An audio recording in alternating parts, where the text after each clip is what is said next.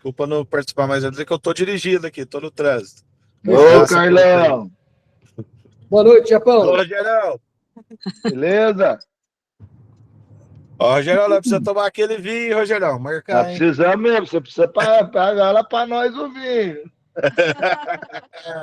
Pode deixar. Saudações. Obrigado. Daremos início por aqui. Então, primeiro de tudo, boa noite para todos que estão presentes. Muito obrigado Boa noite. por estarem aqui com a gente. E essa Boa noite. iniciativa nossa aqui, aliás, todas as iniciativas que nós promovemos dentro do clube, ela está linkada com promover o desenvolvimento e conexão de pessoas, negócios e oportunidades. Portanto, tudo que a gente faz hoje no clube é para isso, para promover o networking e para promover o desenvolvimento de todo mundo que está com a gente. E falando de desenvolvimento, hoje temos o prazer de estar aqui com o Jamil. Mas antes de passar um pouco para o Jamil falar sobre ele, para a gente ter um bate-papo aqui sobre a liderança nos tempos atuais, eu quero falar um pouco sobre o Rogério, que fez essa conexão entre o Clube de Empresários e Mastermind. No ano passado, eu tive o prazer de fazer o treinamento do Mastermind Lince aqui em Poços. E foi a gente fala que muita gente fala isso, mas muitos não acreditam. Só quando vivenciam que eles conseguem ver que realmente faz a diferença.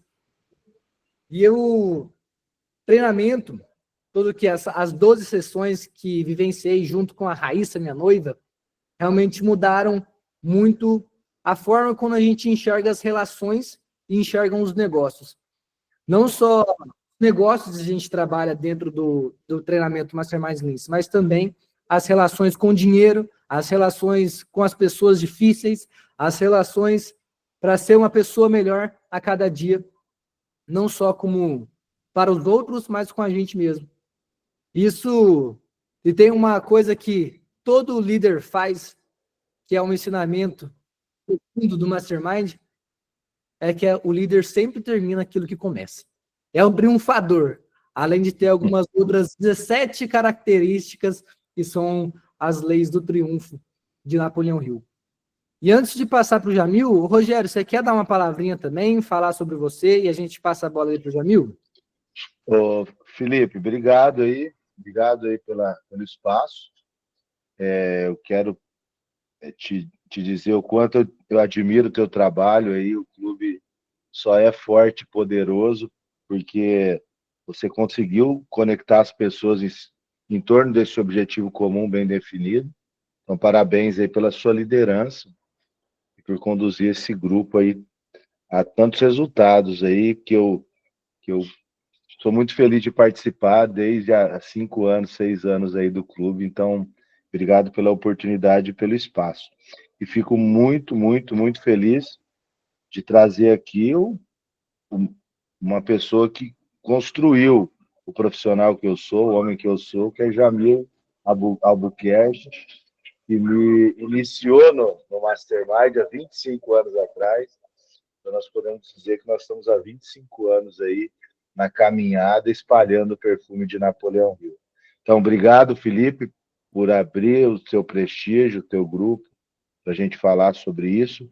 Jamil falar sobre a importância da liderança, essa aula que é sempre quando o Jamil fala, eu sempre há 25 anos a dica que eu dou para todos, eu estou há 25 anos do lado do Jamil, e eu sempre, quando sento com ele, eu tenho um caderninho de anotação, porque sempre sai uma pérola nova. Então, o que nós vamos ver aí, ouvir, vai ser importante para que todos nós possamos sair daqui hoje cheio de ideias, cheio de conexões, cheio de possibilidades aí para a nossa vida e para o nosso semana. Obrigado, Felipe. Boa aula a todos. Obrigado pela contribuição, pela parceria de sempre. E agora estaremos aqui, conectados com ele, Jamil Albuquerque, ele que é ouvidor da ONU, além disso, professor da Universidade da Califórnia, escritor, economista, autor de 11 livros e também presidente da instituição Napoleão Hill em todos os países da língua portuguesa. Estaremos aqui agora com Jamil Albuquerque e passo a bola para o Jamil. É contigo! Muito obrigado, Felipe Milani. Muito obrigado, Felipe. Obrigado pelo convite. Ao Rogério Silva, que fez essa ponte entre nós. E quero também agradecer a presença de todos por estarmos juntos aqui e dizer que é realmente uma honra poder falar para um grupo como esse, principalmente que tem resultados agradáveis e bons, como eu tenho acompanhado através do Rogério. E o tema que você me pediu se reveste da maior magnitude, porque a liderança é verdadeiramente a competência que altera todos os resultados. E a liderança, nos tempos atuais, ela tem alguns ingredientes diferenciais. Então, vamos começar pelo início. Eu lembro de uma passagem daquele filme da Alice no País das Maravilhas, que o coelho chegou nervoso para o rei e disse: ó, majestade, eu não sei nem por onde começar, não sei por onde começar, todo nervoso, não sei por onde começar. E o rei disse: comece pelo início e vá até o final. Pronto, então vamos começar pelo início, né? O porquê da importância do líder, e eu acabei falando que a liderança é uma das competências que altera o resultado, é uma das mais importantes. Dr. Napoleão Hill, esse nobilíssimo pesquisador do comportamento humano, ele dedicou, na primeira fase da vida dele, depois que ele teve aquele encontro com aquele grande empresário, o bilionário do aço, o senhor Andrew, ele dedicou 20 anos a pesquisar o que as pessoas que tinham uma vida acima da média tinham em comum, qual era o fio que ligava essas pessoas. Depois ele publicou o outro livro dele, O Quem Pensa Enriquece, com a continuação da pesquisa. E em 1968, aos 85 anos, ele publicou o seu último livro, A Realização e Paz Pessoal. Ele ainda continuava a sua pesquisa. Então, ele dedicou 60 anos da sua vida a pesquisar o que é que fazia as pessoas terem uma vida acima da média. E nessa pesquisa, ele tem um fio condutor. E esse fio condutor é a liderança. A liderança é a competência que é responsável por mais de 80% do resultado de qualquer instituição. De qualquer instituição, não importa se ela é uma instituição política, se ela é uma instituição da iniciativa privada, ou se ela é uma instituição do terceiro setor, e agora já vem se falando aí num quarto setor, que podemos até entrar nesse quarto setor depois. Mas não importa onde está localizado, a liderança é a competência que é responsável por mais de 80% do resultado. E nós não precisamos nem fazer muito esforço. Você olha a mesma igreja, setor, lá, terceiro setor, é a mesma Bíblia, é o mesmo Deus, é o mesmo Jesus, uma prospera, a outra não. Você vai ver o que diferencia. É o Espírito Santo está em todas as igrejas. É Jesus, está em todas as igrejas. Deus está em todas as igrejas. O que diferencia a liderança do pastor? Você vê uma cidade. Você olha as cidades são como as pessoas, elas têm talentos ou não têm talentos, elas têm vários ingredientes, mas o prefeito define toda uma conjuntura, uma estrutura. Me perguntaram uma vez o que caracterizava um bom prefeito. Eu disse imediatamente, foi numa entrevista, aí, por sinal, aí no sul de Minas, eu não me lembro se foi qual das cidades aí que tem uma repetidora da Globo, eu não sei se é Formiga, se é Varginha, se é... Tem uma repetidora da TV Globo. Da Rede Globo. Me fizeram pergunta, o que caracteriza um bom prefeito? Quando ele é maior que a cidade, quando ele sonha grande. Quando ele sonha grande, ele leva toda a cidade a sonhar grande, ele eleva o inconsciente coletivo. Então, as pessoas começam a gostar da cidade, começam a pintar seus imóveis, começam a cuidar das suas calçadas, você dá uma outra energia, você vai ver a liderança do prefeito com firmeza, conduzindo. Uma empresa, e o Rogério que falou uma fala dele, que ele popularizou entre nós, anote. Se você quiser verdadeiramente anotar algo, anote isso. Nenhuma empresa é maior que seu líder. Nenhuma empresa é maior que seu líder. Você pode perceber que é o líder que altera todo o resultado, é o líder que faz a empresa ir para frente ou ir para trás. O ouro tocado por uma mão idiota transforma-se em pó. Agora, o pó tocado por um líder vira ouro, porque é a mão que toca que transforma o ambiente. Então, o líder é esse fator aglutinador.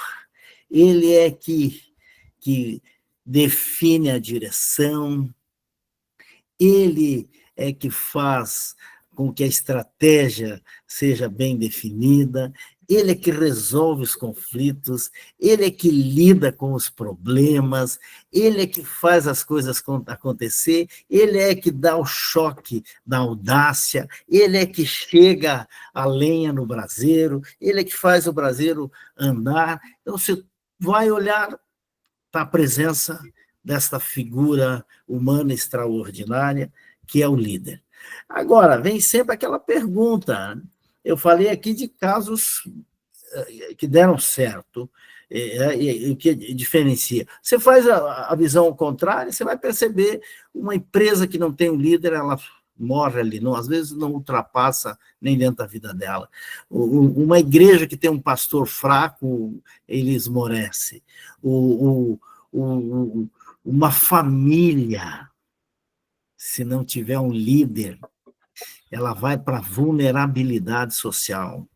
A família se desmantela.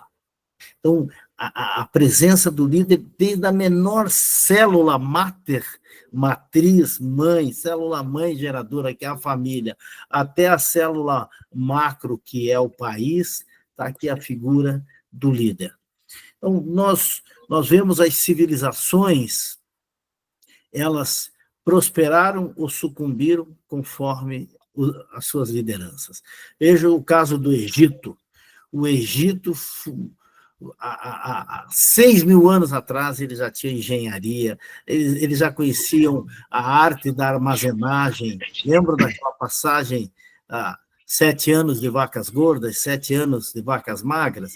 7 anos armazenando cereal. Hoje, se tu for 1 ano armazenar arroz, ele vai carunchar tudo, e naquela época eles não tinham pesticida e tudo mais. Então, eles tinham que ter tecnologias diferenciadas para poder guardar. Depois, a arte da logística, 7 anos de vacas magras, alimentaram o país inteiro e toda a região. Eles dominavam a engenharia, as pirâmides, eles conheciam o cio da terra, eles conheciam a mecânica celeste, eles conheciam toda a estrutura de exército. O que aconteceu para uma civilização como essa colapsar como colapsou? O Egito hoje é um favelão. É um favelão. O que aconteceu? Abriram mão de preparar líderes. Você olha outros países como a Grécia também, que a civilização grega, se nós fôssemos pagar royalties para os gregos, porque é a base de toda a civilização ocidental, está lá, não consegue pagar duplicata no final do mês, é um estado falido. O que aconteceu? Excesso de facilidade, que é a coisa que mais corrompe o comportamento, é o excesso de facilidade. E a falta de formação de líderes. Então, a ausência do líder derrete uma civilização. Agora, vamos pegar aqui na América Central, aqui temos o Haiti. O Haiti ficou independente em 1808, ou seja, 20 anos, 14 anos antes da independência do Brasil. Nunca conseguiu se firmar como uma nação. Se firmou como um território, mas não se firmou como uma nação. Por que que o Haiti até hoje, 70% do povo haitiano vive abaixo da linha de miséria? Abaixo, vou voltar, vou grifar essa frase. Abaixo da linha de miséria, não é na miséria, é abaixo da linha de miséria, não é nem na pobreza. O que aconteceu em um país independente há mais de 200 anos? Porque quando eles fizeram a revolução, eles mataram todos os líderes brancos, destruíram toda a literatura, ficaram sem metodologia de formação de líderes, queimaram todos os livros da literatura branca e não conseguem se organizar com formação de líderes.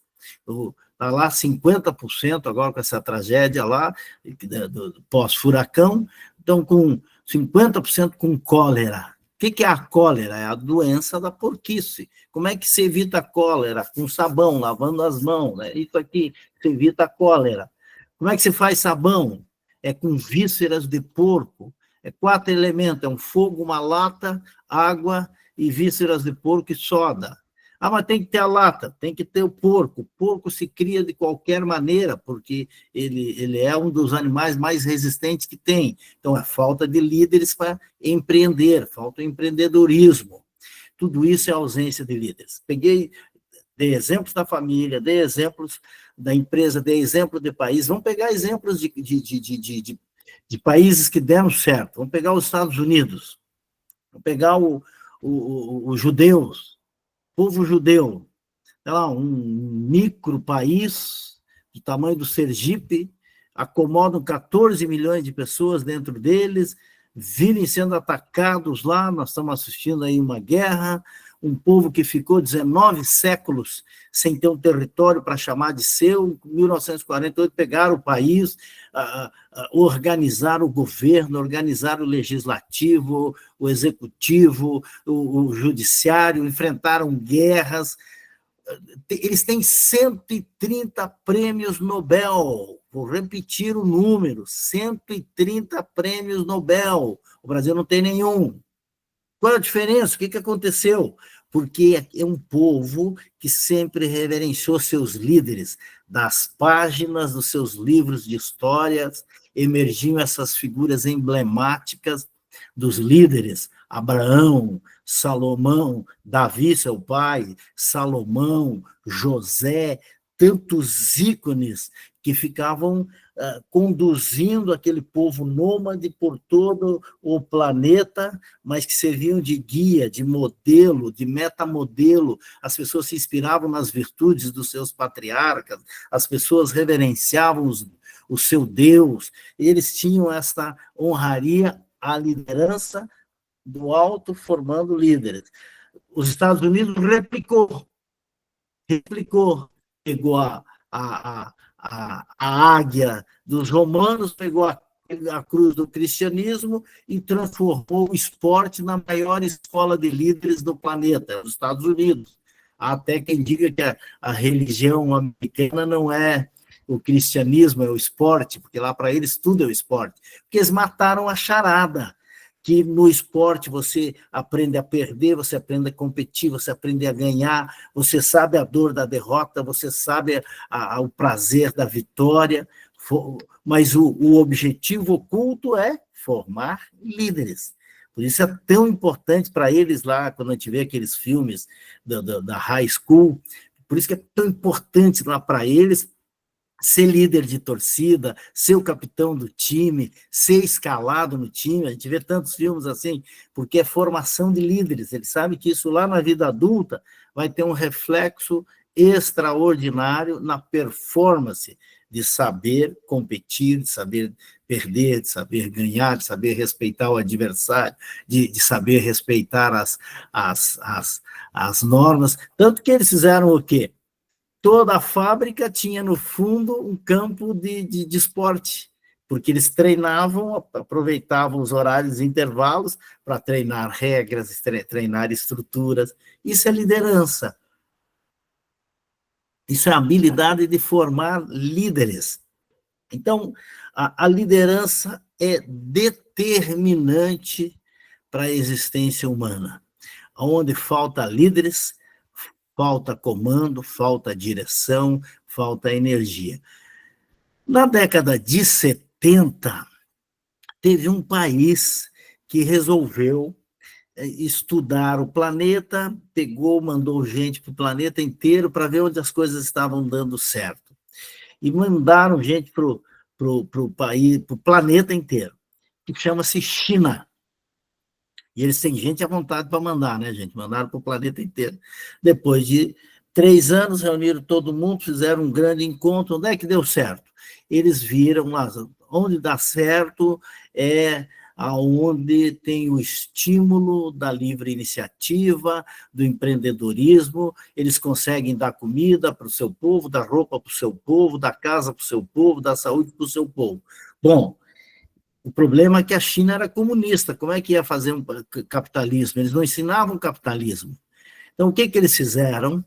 Eles compraram milhões e milhões e milhões e milhões de dólares em banco imobiliário. E, de repente, a inteligência americana detectou um grande movimento nos Estados Unidos de navios e navios e navios e navios e containers, e saindo em direção à China, cheio de jogos, banco imobiliário. A inteligência americana acendeu 300 luzes amarelas e começaram, naquela época não se fazia espionagem que nem agora, que é tudo na tecnologia, tinha que se infiltrar. Imagina se infiltrar americano de 2 metros de altura, claro, no meio do chinesinho lá, tudo igual. A dificuldade que era fazer espionagem naquela época. Até eles detectarem o que estava acontecendo, foi a década inteira, de 70. O que eles mataram a charada? Eles treinaram, ensinaram as crianças o capitalismo no primário através do banco imobiliário, do jogo de banco imobiliário. Quantos já jogaram banco imobiliário aqui? Dá uma palminha aí, né, das 58 pessoas. Quem conhece o banco imobiliário? Mas aposto, olha aí, ó, tanto de gente, aposto que você nunca foi dito, olha, vamos fazer aqui para aprender capitalismo, para aprender a negociar. A gente fazia para passar o tempo, não é isso? É ou não é, Felipe? Fazíamos para passar o tempo. Pois é, eles formaram, só que olha aí, praticamente deu 80% capaz de ter, olha aí. Não sei se não dá mais de 80%. Pois é. Então, vejam, senhoras e senhores, e senhoritas, aquelas crianças do primário da década de 70 eram os jovens da década de 80, os líderes da década de 90 e os donos do mundo no século XXI. Porque é o único país da Terra que convive com 2 modelos, o capitalismo e o comunismo. Eles conseguiram através disso. O que é isso? É liderança. Isso é liderança. Porque a China não é cristã, a China é confucionista. Eles não têm sábado e domingo lá, só tem 2 feriados por ano. Não é como a gente. Né? Então, aí, o confucionismo pensa de longo prazo. A religião confucionista, porque as 5 grandes religiões o cristianismo, o judaísmo, o islamismo, o hinduísmo e o Buda, o budismo. Essas são as 5 maiores. Depois vem o confucionismo, o taoísmo, que em número de pessoas são menores. Confucionismo é o único ser humano que é um cientista, um filósofo, um político e uma religião, tudo no mesmo homem. É o único do planeta. Jesus Cristo não quis saber de política, o islamismo é uma religião política, e o confucionismo é política, é religião e é filosofia. Então, eles têm 5 itens para trabalhar, que é a base da estrutura deles. Primeiro, é o tempo, depois o espaço, a matéria, o caos e a ordem. Então, para eles, como o tempo faz parte da religião deles, 50 anos é curto prazo. Aí eles colocaram uma meta: ultrapassar os Estados Unidos em 50 anos. Isso foi no final da década de 70. Colocaram, baseado na religião deles, 5 estruturas. Primeiro, ser a língua mais falada do planeta. Eles primeiro aprenderam inglês, agora eles querem ensinar mandarim. Segundo, ensinar programação como se fosse o segundo idioma do país. Terceiro, criar infraestrutura, por isso aquelas grandes pontes, aquelas grandes estradas, aquelas grandes barragens, aqueles grandes portos. Faz parte, não tem uma pecinha, um soldadinho que é mexido à moda louca, é tudo baseado numa estratégia maior. Cada movimentozinho é pensando lá na frente. Quarto passo, abrir a economia, por isso que eles se tornaram um país aberto, a fábrica do mundo. Quinto passo, pasmem, formar líderes. Formar líderes. Formar líderes é estratégico para um país.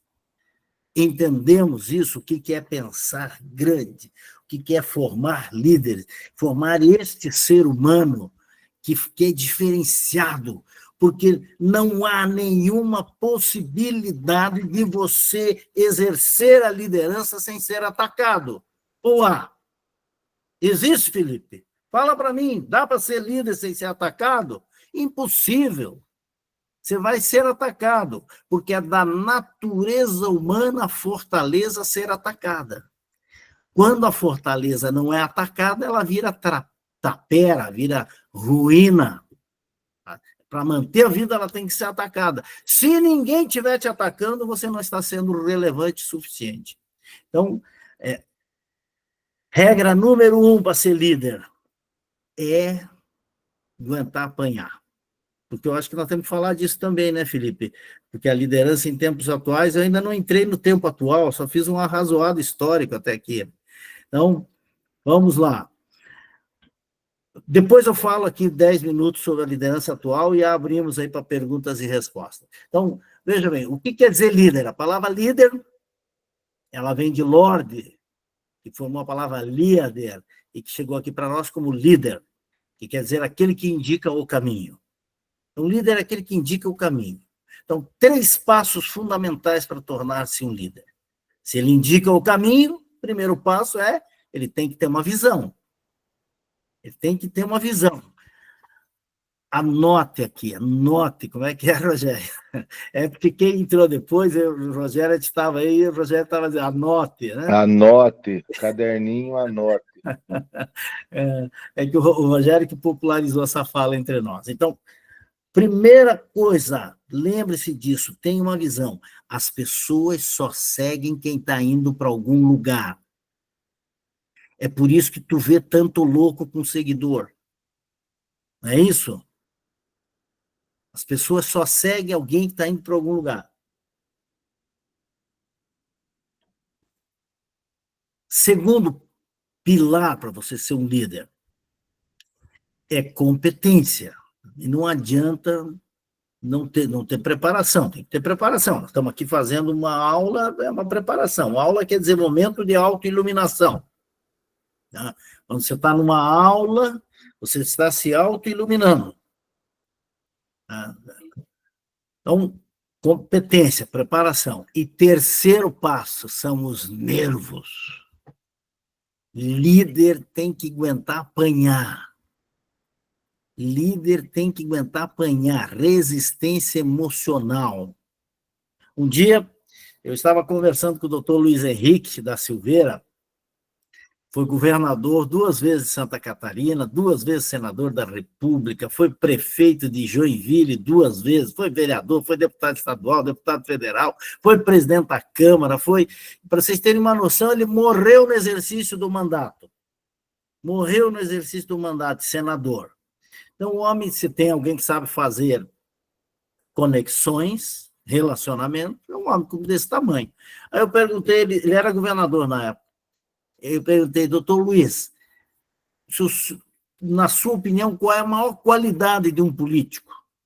Ele não levou meio milésimo de segundo para me responder. Ele falou assim, não ter medo. É não ter medo. Não ter medo de apanhar, não ter medo de ser criticado, não ter medo de levar pancada. É isso. Liderar é aguentar você apanhar. E a coragem, logicamente, não é a ausência do medo, né? A coragem é uma virtude que ela não é do cérebro. A coragem é do core, né? Coração. A coragem é uma ação do coração. Por isso que todo ato de coragem é um ato de loucura e de esperança junto. Agora, aquela máxima que se diz, não tá com medo, vai com medo mesmo assim. Calma. Também não seja tão esperma crazy assim. Tá com medo, vai preparado para enfrentar o medo. Porque a coragem é a percepção de que do lado do medo tem algo melhor. Compreendemos isso? Então, a liderança é enfrentar esses medos, enfrentar esses desafios que vão ter. Agora, a segunda parte da nossa palestra, ela vem liderança nos tempos atuais. Então, a vida ela só pode ser entendida quando olhada para trás e ela só pode ser vivida quando olhada para frente. Assim como um futuro feliz só existe se tiver um presente feliz, a gente tem que fazer a mesma coisa para poder fazer a coisa andar nos tempos atuais. Qual é o maior desafio dos tempos atuais? São as mudanças rápidas. É isso. São as mudanças rápidas. E não adianta a gente querer resistir à mudança, porque isso ninguém segura o sol quando ele quer nascer. Então, as mudanças estão aí, estão postas, não tem jeito, nós temos que saber lidar. O que mudou da mudança lá do passado para agora? Vocês estão me ouvindo bem? Tá bom o som? Tá tudo ok? O que mudou? Mudou a velocidade. Você pode perceber, no meu caso, que sou um homem do século passado, eu tenho 61 anos, obrigado aí pelo feedback.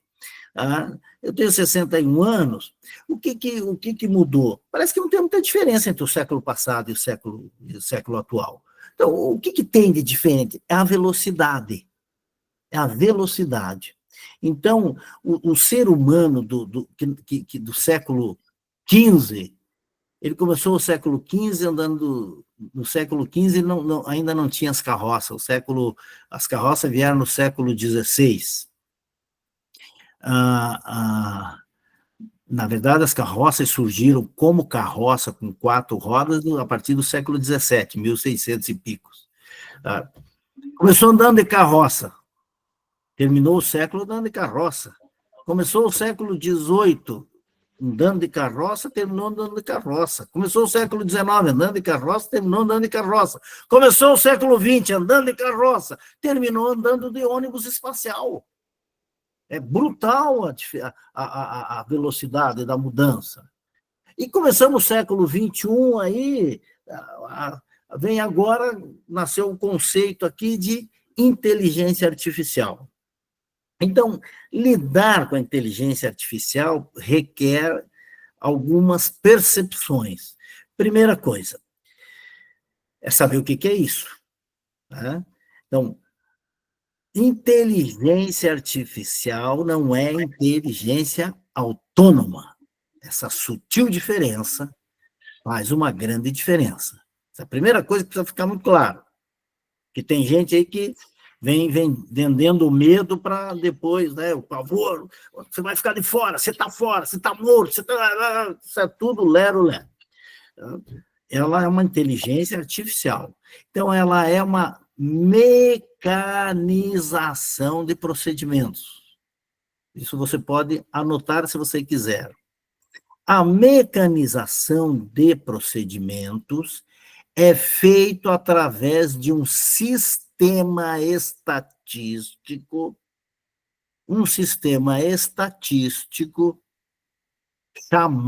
batizado de inteligência artificial. Porque esse sistema estatístico, o que ele faz? Ele pega e vai por comparações. Tá? E se você quiser, aquilo lá virou um gerador de lero-lero, né, gente? Cá para nós. Já tem, assim, dezenas de situações que não se aceita mais nada feito pelo tal inteligência artificial. Por quê? Porque é um gerador de lero-lero. Agora, como ele faz a mecanização acelerada, ela é uma ferramenta para nós. Então, assim como é o carro que acelerou, diminuiu, não diminuiu as distâncias, só encurtou foi o tempo para nós. Antes, para ir de Ribeirão Preto a São Paulo, levava 3 dias de carroça, 4 dias, 5 dias, agora leva 3 horas. O que mudou? Foi uma maneira de locomoção. Então, isso é inteligência artificial. E que ela vai impactar, mas não vai impactar as relações humanas, não vai impactar a vida como um todo. Então, esse é o grande desafio, como fazer esse ajuste agora desta ferramenta acelerada chamada inteligência artificial na nossa vida. O segundo grande desafio que nós temos, então, primeiro, lidar com essas... O segundo grande desafio que nós temos é entender como a sociologia planetária vai se comportar, porque nós temos um desequilíbrio no planeta. Nós temos lá a parte de cima, que tem a parte de cima do planeta, porque o planeta é levemente inclinado, né? A parte de cima tem mais terra, a parte de baixo tem mais água. Como tem mais terra lá para cima, tem muito mais seres humanos. Você vê que se pegar a Índia e a China ali, é 3 bilhões de seres humanos. Nós estamos com 8 bilhões no planeta. Aqui, a parte de baixo, partindo sempre da premissa da linha divisória, a linha do Equador. A parte de baixo tem menos terra, tem mais água e tem menos gente. Só que o Brasil cabe 900 milhões de seres humanos. Com tranquilidade, tem 200. Os donos do mundo já perceberam que tem que tomar algumas decisões. E vocês sabem que as grandes decisões é tomada em volta de uma mesa. A teoria de que 9 pessoas decidem o mundo não é fantasia, não é coisa de conspiração, coisíssima nenhuma. É só você ver, o BlackRock é dono de 70% da economia do planeta, das 100 maiores empresas, 70 eles são acionistas majoritários. Quem manda na economia, manda no mundo. Diz para cá, é para lá, é para cá, aponta a direção, não é isso? Quem paga a conta tem direito à primazia, dizer para onde vai. Então, nós teremos aí alguns desafios que vai vir muita gente nesse século para o Brasil. Eles vão desequilibrar, então vamos ter muitos seres humanos a mais aqui no Brasil. Isso significa o quê? Problemas? Claro. Agora, o que significa problema? Oportunidades. Vai precisar de mais casa, vai precisar de mais roupa, vai precisar de mais espaço, vai precisar de mais gente, vai precisar de mais comida. Então, é mais oportunidades. E aí nasce o terceiro grande pilar do desafio da liderança atual, que é a gente lidar com pessoas. Que nós, por enquanto, temos uma miscigenação muito boa aqui, de saber lidarmos com pessoas, mas nós vamos ter pessoas, muitos asiáticos aqui, nós temos muitos europeus e convivemos, aí com a chegada dos asiáticos, teremos novas religiões, novos modelos, novas culturas, então tudo isso vai gerar grandes desafios. Então o líder precisa saber lidar com pessoas. Por isso, o Mastermind tem o meu livro, A Arte de Lidar com Pessoas, é um livro que já publicado em 3 continentes, com quase 500 mil de livros vendidos, porque é um tema que todos nós sabemos que é necessário para a convivência, porque, afinal de contas, nós precisamos de pessoas para nascer, nós precisamos de pessoas para conviver, e precisamos de pessoas até para morrer. Então, o terceiro desafio da liderança nos tempos atuais é lidar com pessoas. Porque, por mais conservador que seja o controle de natalidade, nós chegaremos a 2050 com em torno de 10 bilhões de seres humanos. Isso por mais que se controle a natalidade à vontade. Aí, tem vários métodos para controlar a natalidade. Mas todo esse processo, vamos chegar a 10 bilhões. Quanto cabe no planeta? Cabe 20 bilhões, mas há uma corrente muito grande que fala que 10 bilhões é um ponto de equilíbrio. Isso significa que vai ter 2 bilhões a mais de seres humanos. Então, é mais roupa para fazer, é mais óculos para fazer, é mais casa, é mais comida para gerar, é mais diversão, é mais saúde, é mais relacionamento, é mais clube de relacionamento para fazer. Né? Temos que atender demandas. O que é empreender, afinal de contas? É isso mesmo. Rogério, você levantou a mão, acho que já podemos, aí estamos com 15 minutos, abrimos o espaço, devolvo a palavra para o Felipe ou para o Rogério, não sei como você vai conduzir. Felipe, você me permite, Felipe? Obrigado, Felipe. Jamil, e como a escola Mastermind, partindo da premissa, duas questões.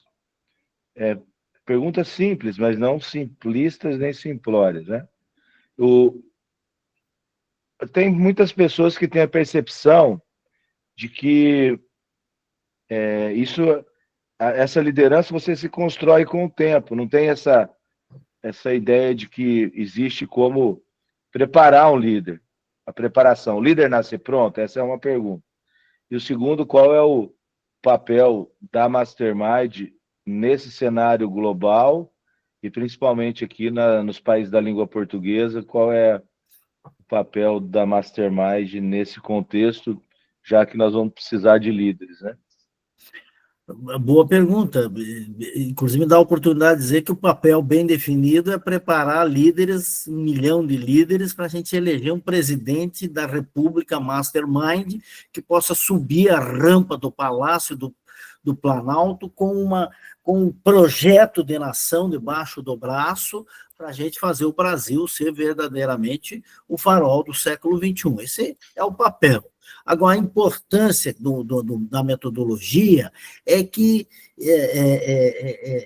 o Felipe falou da transformação, aqui deu um depoimento lindíssimo na arrancada, é que o modelo, a metodologia que esse pensador pensou, através das 17 leis do êxito, que são as 17 competências essenciais, para ver, senhoras e senhores, que ele lançou esse livro em 1928, ele começou em 1908 a pesquisa.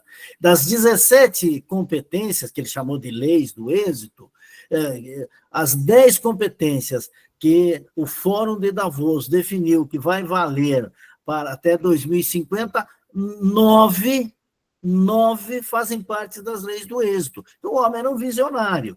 A questão é, saber é 15%. Como é que entra nas camadas profundas do ser humano?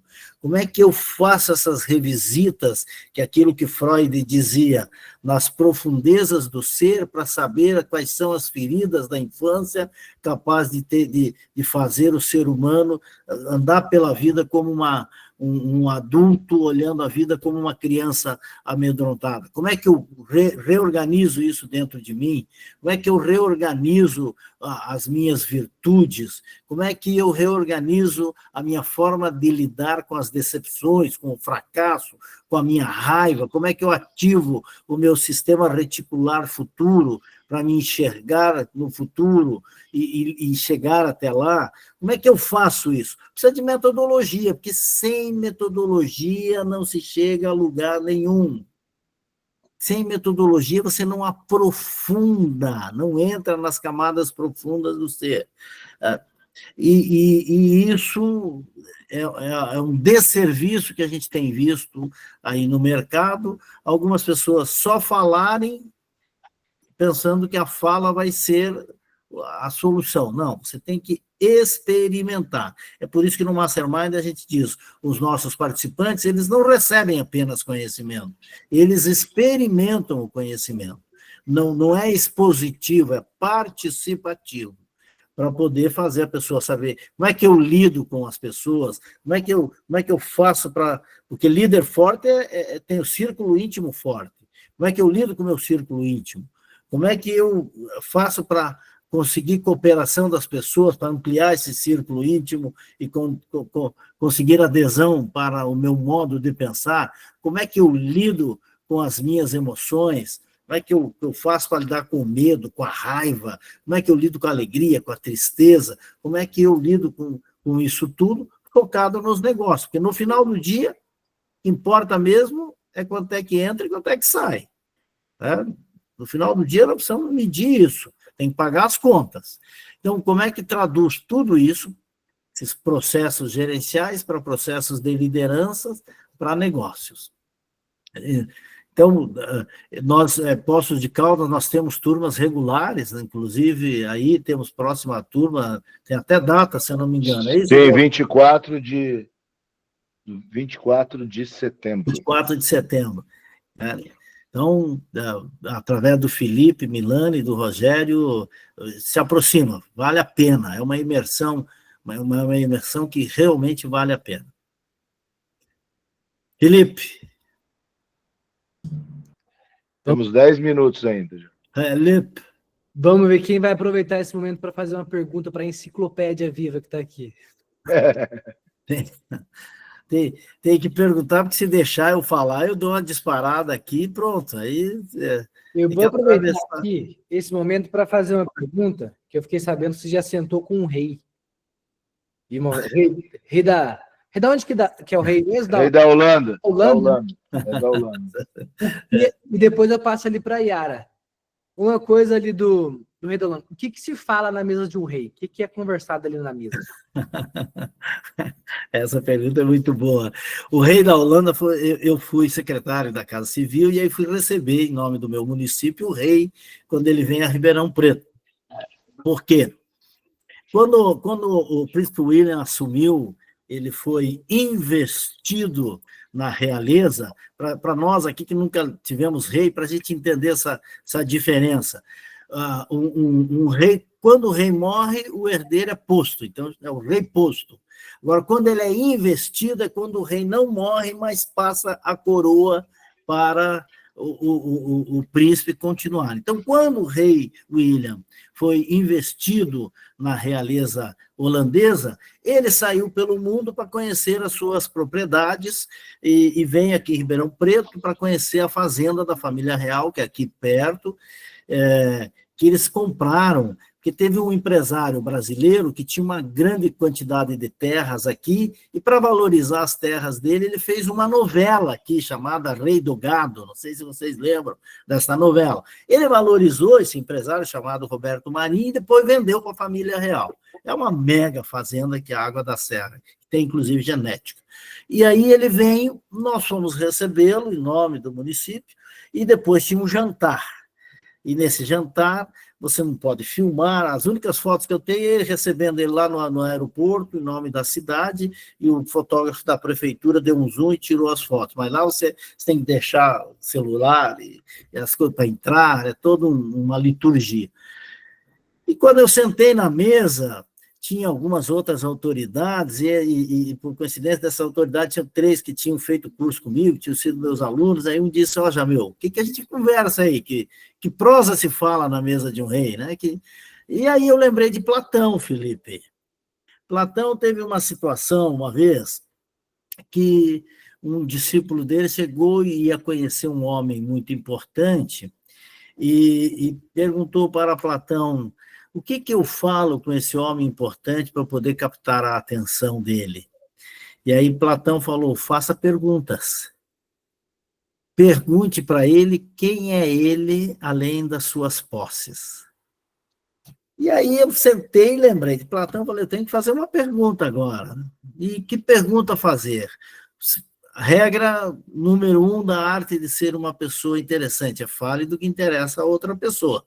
Então eu perguntei, para o rei, quantos municípios tem a Holanda e, além das enchentes das águas, qual é o maior problema que a Holanda tem? E aí ele ficou dando uma aula, deu tempo da gente comer,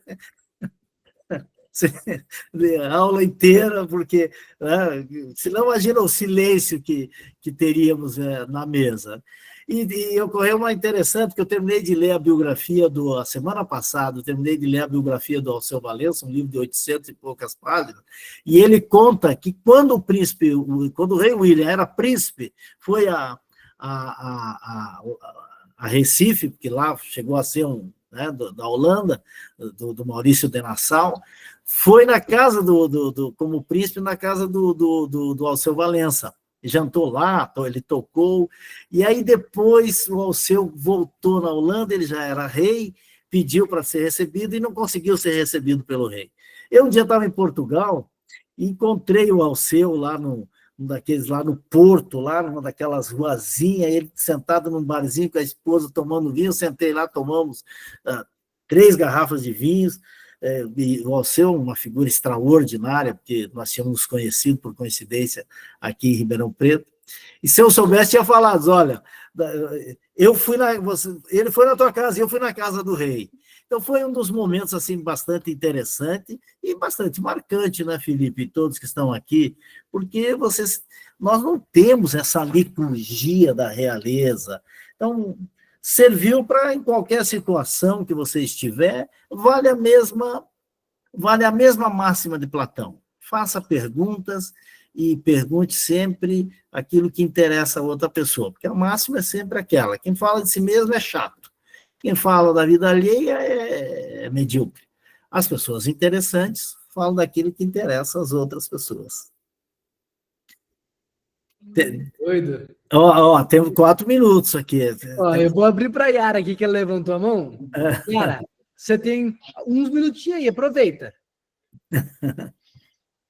Deixa eu ver a Yara, onde é que está aqui, que eu tenho que ficar olhando aqui, procurando. Você consegue ativar o microfone aí, Yara? Yara é Mastermind também. Oi, Yara, saudações Mastermind. Clica no microfone que você vai conseguir. Enquanto isso, eu vi que alguém perguntou... Que travou aqui. Aí, agora deu.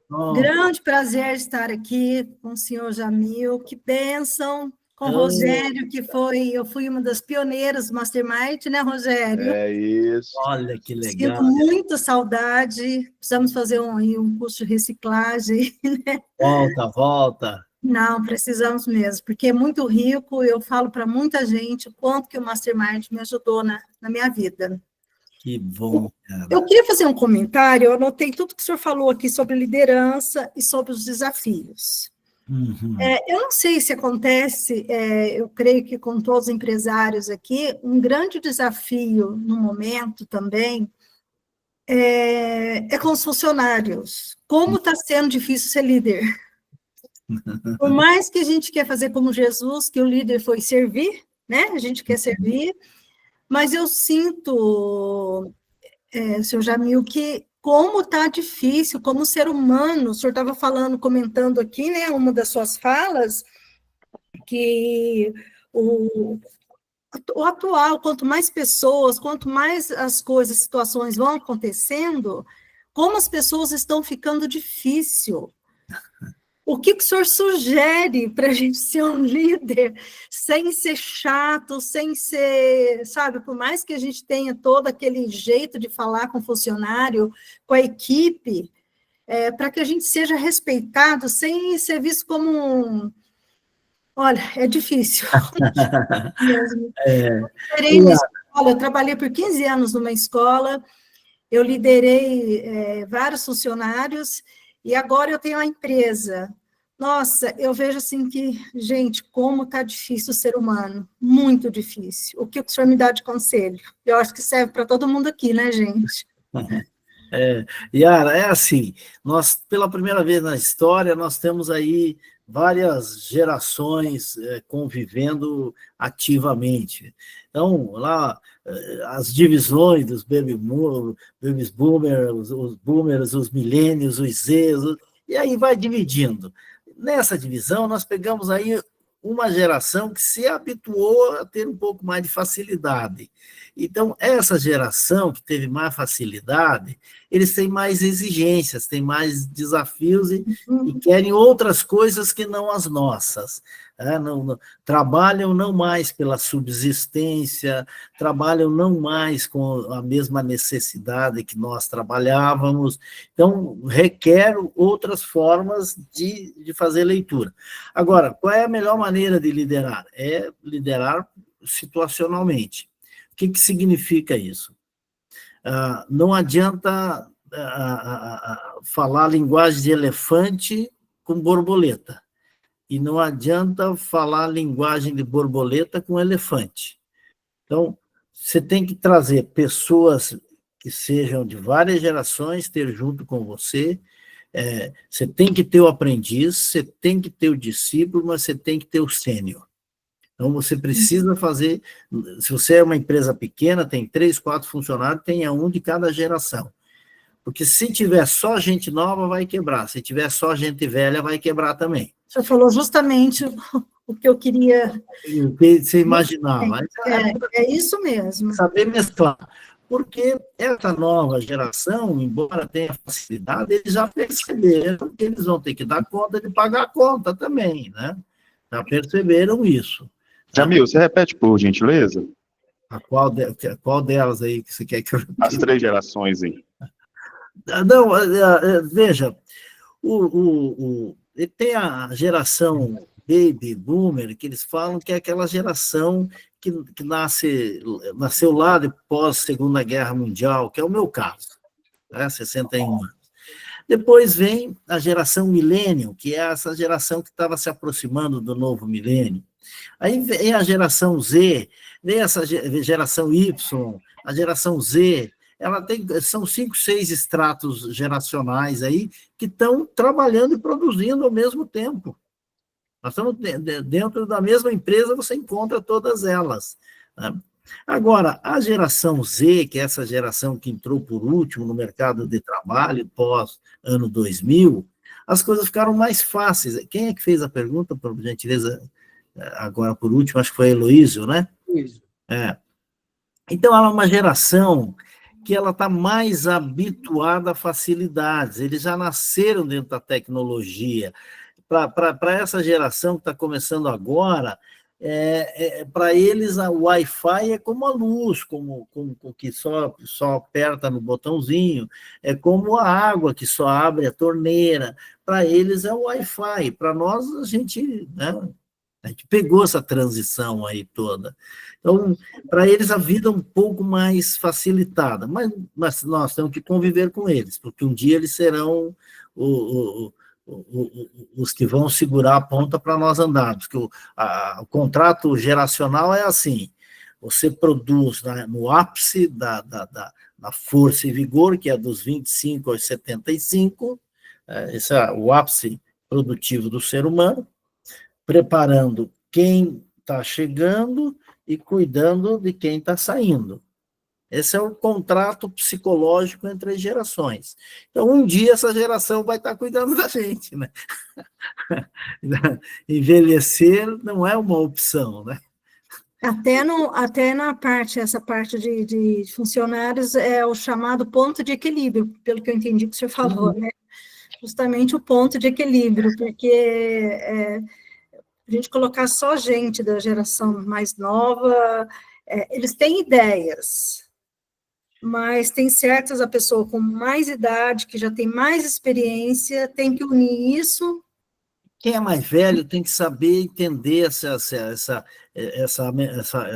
mentoria reversa, né? Eles ensinarem para a gente toda essa percepção. Agora, por outro lado, temos um grande desafio, que é, pela primeira vez na história humana, em torno de 12 mil anos de registro ético que a humanidade tem, porque a Bíblia é sagrada, é um corpo de conhecimento que tem em torno de 12 mil anos de registro. Você vai contando as gerações e tal.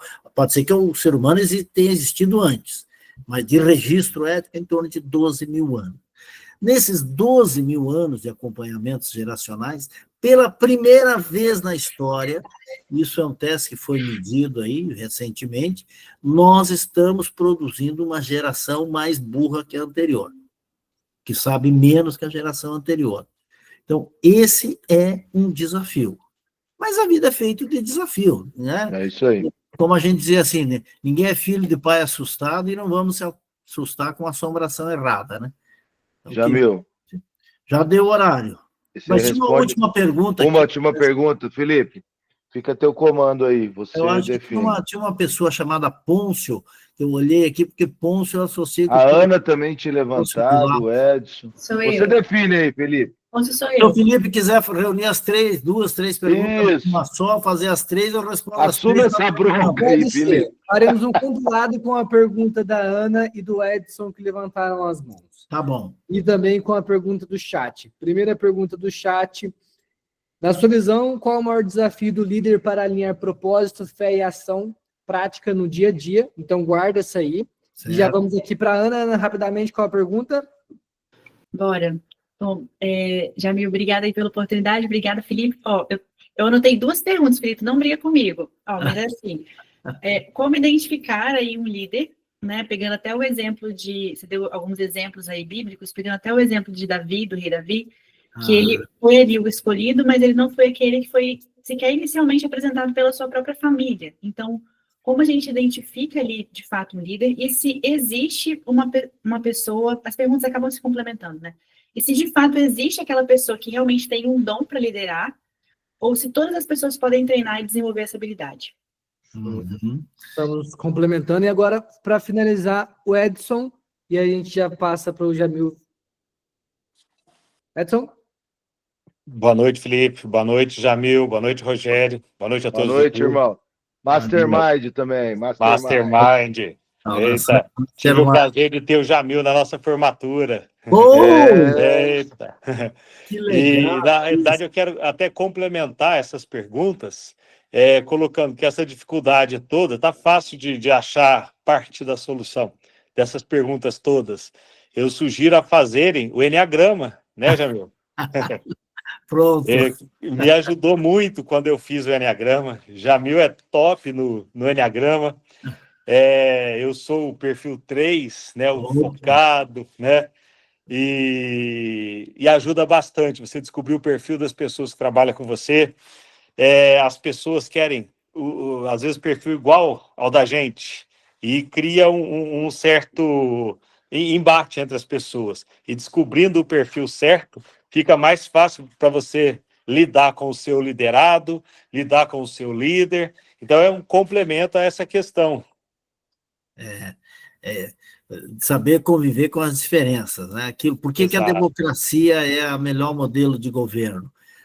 Porque a bagunça criativa da democracia que gera riqueza, né? Então, saber lidar os dedos na mão, né? São todos diferentes, mas parte de uma mão só. Se nós tivéssemos os dedos todos iguais, teríamos uma garra muito problemática. Isso é que permitiu o ser humano a progredir. Agora eu vou pegar a pergunta, anotei aqui, a primeira é como unir provisão, valores, propósito na vida prática. Construindo cultura, unicidade. O que é cultura empresarial? É aquilo que as pessoas fazem quando o dono não está. Porque a cultura, ela molda o inconsciente coletivo de uma família, de uma empresa, de uma cidade, de um país, de uma instituição. Cultura é a palavra, vem de culto, que é sagrado, com cultura, que é popular. Então, a mistura do que é sagrado, do que é profano, é que faz a tradução dos hábitos e do comportamento das pessoas. Então, se você é um líder que quer fazer isso, você precisa criar cultura. Como é que se constrói cultura? Em roda de conversa. A melhor construção de cultura que existe é roda de conversa. Lembra quando a mãe da gente dizia assim, a mesa vai na praça? Se comporta na mesa, porque se você se comportar na mesa, vai saber se comportar na praça. Porque aquilo que tu é na mesa, tu vai ser na praça. Lembra que a mãe da gente ensinava a gente assim? As mães sempre ensinavam a gente parecido no mundo inteiro. ou pelo menos no Brasil inteiro. Então, isso é cultura, a roda de conversa, a roda de oração. Esse dia eu vinha, tinha um outdoor que dizia assim, a família que reza unida permanece unida, a oração da família, a cultura. Então, essa é a melhor maneira. A segunda maneira é a identificação de um líder, que é da Ana Gabriela, é isso? Se identifica o líder.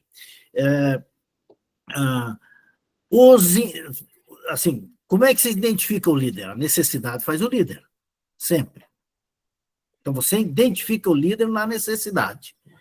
Então, a pergunta é como se identifica. Então, identifica, assim, na necessidade. Você tem um dos programas que a gente já fez, o Rogério já fez junto, é assim, a gente fazia atravessar o rio Itajaí com um bote de borracha na enchente lá. Né? Aí colocava 5 pessoas atravessar ele aqui com super enchente. Né? E não, só, vocês 5 vão. Dava 2 remadas, um já começava a gritar, você lá, você aqui. 2 minutos depois, surgia um líder. A gente já identificava, quando chegava do lado de lá, puxava, a gente tirava, aquele que se manifestou como líder, a gente arrancava fora e largava de lá, tem que voltar. Dava 2 remadas, já outro gritava. Por quê? Porque a situação forma o líder. Então, tu identifica, Ana, o líder na situação, na necessidade. Aí a tua pergunta segunda, você fez uma segunda pergunta dizendo assim, mas todo mundo pode ser líder? Líder é um dom? Então, a segunda resposta é, os ingredientes da liderança estão dentro de todos os seres humanos da Terra, certo? Então, essa é a primeira coisa. Agora, o que é o start? O que é a espoleta? O que é o gatilho? É a iniciativa. É a iniciativa. Isso é o que faz o... Né? A iniciativa, aqui tem atitude, aquela pessoa tem atitude. Né? A gente vende o treinamento de vendas, né? O método de vendas de Napoleão Hill. O que a gente diz lá? Não sei se tem alguém que já fez aqui, Rogério. A gente diz assim, em vendas é melhor tu ter fama de entrão do que ter fama de bundão. Não é isso? Você tem que ter chegada, tem que ter pegada. Né, para você vender. Então, aí depois vem a sustentação, que também não adianta ter iniciativa e não sustentar. Então, que é uma lei do êxito, iniciativa e sustentação. Agora, com relação ao dom, Ana, para terminar, para ir para o fechamento, é assim, o dom, tem gente que tem dom? Tem, mas quem tem dom tem dívida, lembre sempre disso. Lembre sempre disso. Quem tem dom tem dívida. Você pode ver que toda pessoa que tem um super dom, se ela não desenvolve e não dá a contrapartida para a sociedade, ele sempre se arrebenta na vida. Paga um preço muito alto. Pode fazer a leitura, anota, você vai perceber. Então, se você tem um grande dom, contribua com a sociedade. Depois vem a vocação, que é diferente do dom. A vocação é uma inclinação. Aquele tem uma vocação, aquilo que você gosta de fazer. Quando eu dou palestra em escolas, como é que eu faço para escolher a profissão? 3 passos. Olhe para aquilo que você tem uma inclinação, que você gosta. Depois que você olha para aquilo que você gosta, veja se aquilo dá para fazer dinheiro, porque não adianta você gostar e não dá para fazer dinheiro. Terceiro, veja se tem mercado para comprar, porque não adianta o que você gosta, você conseguir fazer dinheiro e não ter quem compre. Né? Você gosta de fazer geladeira. Dá para fazer dinheiro com geladeira? Dá, vamos fabricar geladeira. Aí você mora no Polo Sul, no Polo Norte, não vai ter gente para comprar geladeira. Então você tem que ter mercado. Depois é o talento, que as pessoas confundem o talento com o dom, com a vocação. Talento quer dizer tesouro transformado. Por isso que tinha a parábola dos talentos. Então, você tem que burilar, você tem que trabalhar, você tem que... Talento é mais suor do que outra coisa. 1% vem da vocação, 99% é suor. É a transpiração. E quarto é a sorte. Mas a sorte, assim, é a fortuna espontânea. Existe a boa sorte e existe a má sorte. Então, você tem que saber lidar com ela. A fortuna espontânea existe? Existe. Mas os que vieram e não souberam lidar com isso também tiveram desafios. Agora, a humanidade não pode depender de genes, ela tem que depender de formação. É por isso que a metodologia é importante, porque a metodologia, ela organiza o conhecimento, potencializa, direciona, e ela faz com aquilo que pessoas comuns consigam reproduzir aquilo que só os gênios fazem espontaneamente. Felipe Mandani, já estouramos 14 minutos. Querido coração. Obrigado. Ô, turma, só vou pedir para ligarem as câmeras para a gente tirar uma foto. Pode ser, Jamil? Claro. E Só depois, a gente- todo mundo me seguindo lá na rede social, lá, Jamil Albuquerque no Instagram, quero dar um oi. Quem me marcar, eu reproduzo, coloco lá. Vamos interagir. Aproveitando aqui enquanto vocês ligam a câmera, já quero agradecer, obrigado, Jamil, pela disponibilidade com a gente, tá? Foi muito enriquecedor. E para ver que é uma enciclopédia ambulante, é um conteúdo, um repertório atrás do outro. Então, obrigado por estar esse momento com a gente. Eric, muito obrigado pela ponte, por ter feito essa conexão. Obrigado mesmo. E agradecer a todos que estão aqui conectados, tá? Todos que ficaram aqui até o final. Bateu bastante gente até o final, gostei de ver. Então, vocês são fera, viu, gente? Eu no supermercado eu vi. Cada um num canto, da forma que deu, mas pelo menos teve a iniciativa de estar aqui. Vamos tirar a fotinha? Valeu. No 3, hein? Calma aí, vocês estão escrevendo, tá subindo, tá... Escreve agora não. Uhum. Aí, ó. Agora não. Errei. 1, 2, 3 e foi. Aí. Show de bola. E ó, vocês falam lá no grupo o que vocês acharam. Vou colocar no grupo geral, tá bom? Essa foto. Jamil, obrigado. Maravilha. Põe na rede social, me marca também. Vou postar agora e vou marcar você. Wesley Godoy é Mastermind. Saudações. Mastermind. 600 segundos de cafezinho. Jamil, muito obrigada, viu? Amei falar aqui. Rogério, saudades. Prazer, Ana, Gabriela, prazer. Quero voltar com Saudações, Mastermind. Saudações a todos. Obrigado. Obrigado, Felipe, pela oportunidade. Valeu demais da conta. Obrigado, Jamil. Obrigado, Jamil. Ter você aqui, Janine. Beijão. Valeu, Jamil. Muito obrigado. Valeu, Rogério. Obrigado Felipe, mais uma forte vez. abraço, Felipe. Foi um Foi prazer. show. Estamos juntos aqui. Valeu, pessoal. Um abraço. Boa noite.